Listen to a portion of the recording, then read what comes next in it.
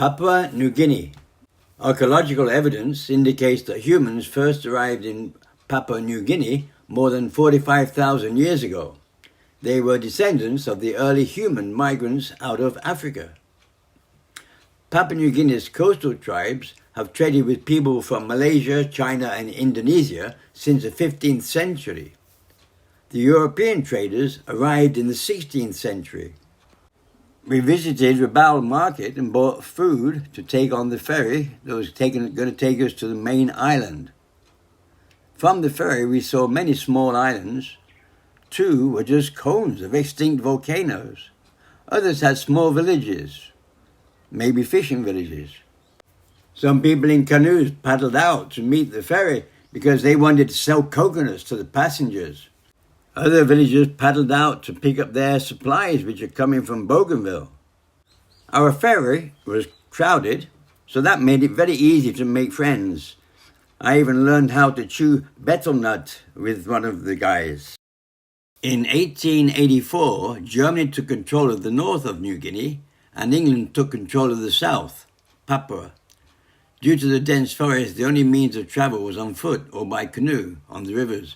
Both colonial powers introduced coffee for the people to grow as a cash crop. The Australian government controlled the development of PNG from 1920, building ports, roads, introducing schools, religion, and Western-style governance. When Australia handed control of a developing nation back to the Papuan people in 1975, the Highland tribes were farming coffee and exporting their crop overseas. A Japanese professor that I teach asked me to proofread his student's thesis. The student, James, was a PNG national from the Mount Hagen area. His thesis explained how the lack of road maintenance has caused hardships for the coffee growers, as they are unable to get their crop to the market due to the neglected roads.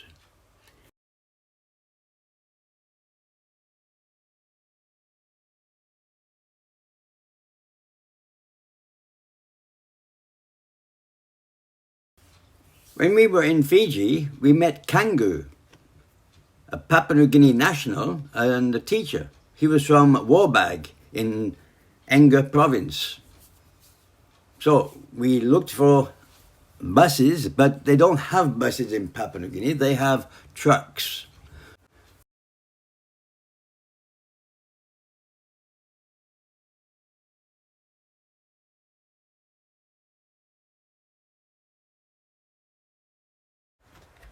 I was impressed by the interesting design and variety of designs of the houses. Some of them were A-frame type and very tall, and others were shorter, and some were square, some were round.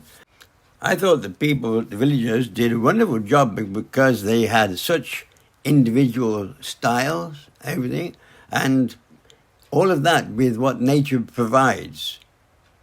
Very nice.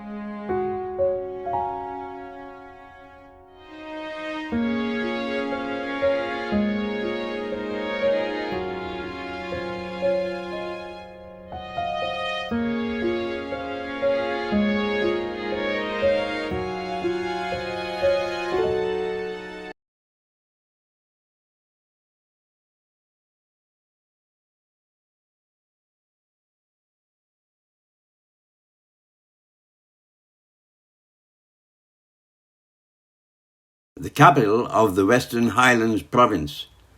The fierce warriors of the Highland tribes saw their first white people in 1932 and ran away from them screaming. They believed they were seeing ghosts. The ghosts in this case were 4 gold prospectors from Australia who had previously explored the rivers of the coastal regions and decided to investigate further upland.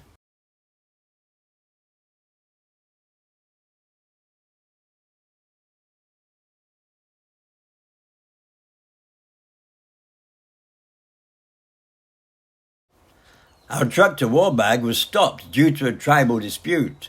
The road was closed, so we had to wait for 2 days. 4 lives were lost in the fighting.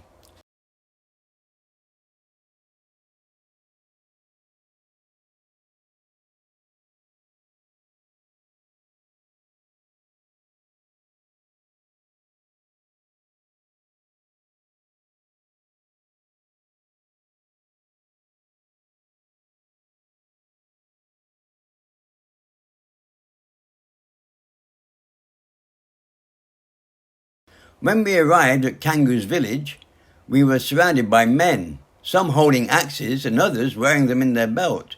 We said that we were looking for Kangu, and someone ran to tell him of our arrival. We were introduced to Kangu's family and his second wife. We sat inside a wooden hut with a straw roof. There was a fire burning in the center of the floor. I asked Kangu if it would be okay to get a photograph of his parents together. Kangu relayed my request to his parents, and they both started to giggle. After I took the photo, I asked Kangu, why did they laugh? Kangu said, they only get on the same side of the fire when they are going to have sex. That night, we all slept in the one room with the fire and a dog. In the morning, Kathy and I were covered in flea bites. I guess the fleas could smell the new blood in the room. I asked Kangu, what happened to wife number 1? He answered, she was a bad woman, so divorce.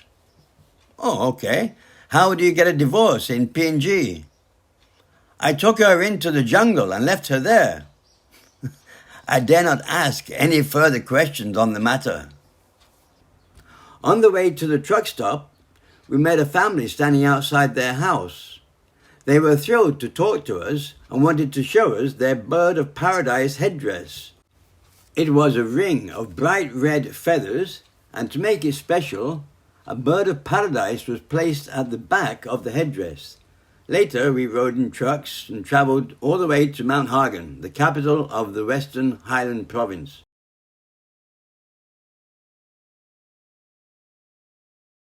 Mount Hagen Market gave us a great insight into the various hill tribes' costumes.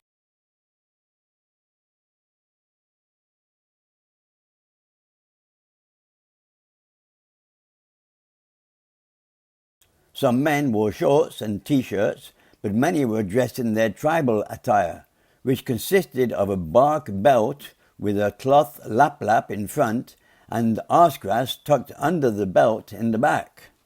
Because there were so many people in traditional costumes, I'm sure there was a sing-sing, which is a big party, organized somewhere. It was wonderful to see the variety of costumes. A cassowary is a large flightless bird that lives in the jungle. With 2 strong legs and 6 toes, they are capable of disemboweling humans. This man trapped a young cassowary that he will sell in the market. At the Goroka Museum, we saw the mud masks the men would wear to scare away evil spirits, ghosts, and people from other tribes. One rather gruesome item was a necklace with a human hand. If a child or husband died, the mother or widow would wear the hand necklace to show that she was in mourning. Females of all ages get to go to the Sing Sing. This old warrior had 2 gourds full of home brew. We also saw bags of rice for sale. And if you need a coffin, they also have those too. A couple of days later, we flew from Mount Hagen to Wewak on the north coast of the East Sepik Province. In Timbunki, we soon found a canoe for sale and then went to a grocery shop to buy some fruit. I asked the owner what was the best-selling product, and he said Spam. So I bought 7 cans of Spam and 7 1-kilo bags of rice. We started paddling downstream towards the coast. On the Sepik, the man stands near the bow of the canoe with a long-handled paddle, while the lady sits in the stern with a short paddle used for steering as well as paddling. We were surprised by the width of the river. In parts, the river looked just like a lake.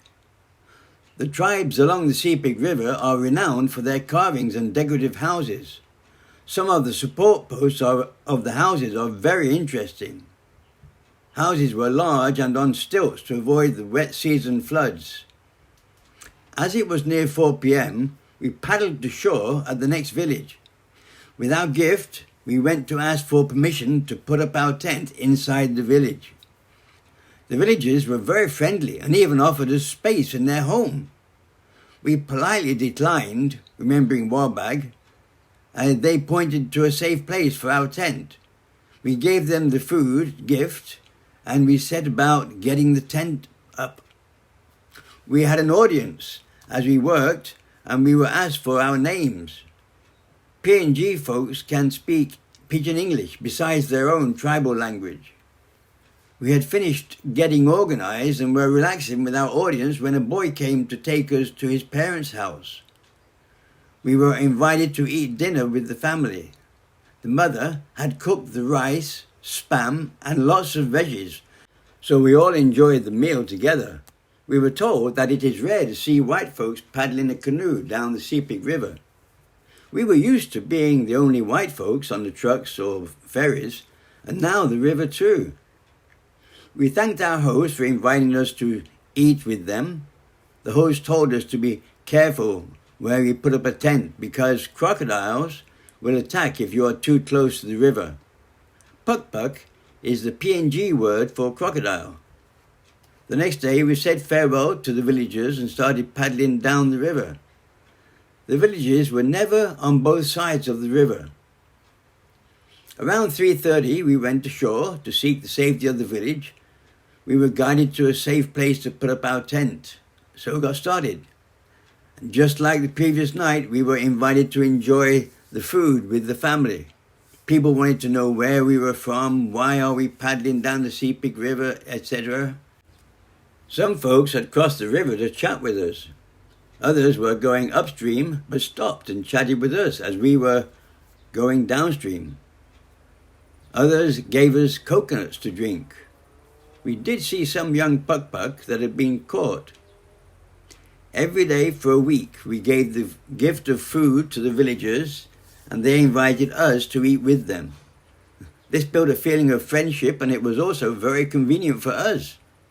The week on the river, meeting the locals in their village was a wonderful experience. We never saw any motor-powered boats during our time on the river. When we reached Unguided, we gave the canoe to a young man that we met by the river, and we headed to a hostel. All through PNG, we met friendly, hospitable people. Near the beginning of our time in PNG, we met one white man. He was a priest and was surprised that we were traveling without a guide. I don't remember seeing any other white people. We never felt threatened or in danger. Kathy had taken time off her nursing job, and now it was time for her to return to Vancouver. With Kathy on her way home to Vancouver, I did a solo trip to Marprik to see the house Tambalang, which are basically the domain of men. Carvings and paintings are mainly of humans and represent the beliefs of their male-dominated culture. After Marprik, I returned to Wewak and planned my trip to Jayapura, West Papua, Indonesia.